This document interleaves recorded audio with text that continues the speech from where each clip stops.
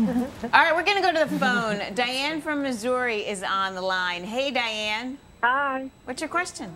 My question is, how do I sell my much-needed informative business concept to the TV network? Okay. It's a pitch. Informative. It's an informative TV show, and informational. All right, Babette, we're going to throw it to you. Because you worked in TV most of your career until you went out on your own. I thought I was coming back from the dark side. You guys are sucking me back in. What I would say is, well, if you feel that it's a really important show to get out there, two things you want to do is, first, you want to try to find an agent or somebody who can use their industry contacts. Now, that's easier said than done. Finding an agent is a really difficult process. What city do you live in? Are you? The caller, she actually hung up. She was from Missouri. Oh, okay. Missouri, okay. I would try to find similar properties. So if there's something that is, if you find a production company, start watching the shows, and if there's a production company that is used to producing a certain type of content, reach out to that production company and find out what their pitch process is. Because what will happen is that you need to be network approved before a network will see you. It's kind of a catch-22 where, sure, you may have a great idea, but it's on the first project that you do, most likely this is just going to be to get your foot in the door.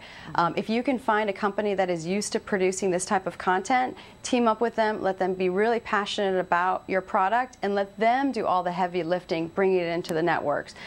Don't try to do that on your own, because most likely you're going to be spending a lot of time and a lot of energy and basically wasting all of that time and energy into trying to reach out to the people who are not necessarily going to make that decision. Find a strategic partner and then let them do the heavy lifting is what I would recommend.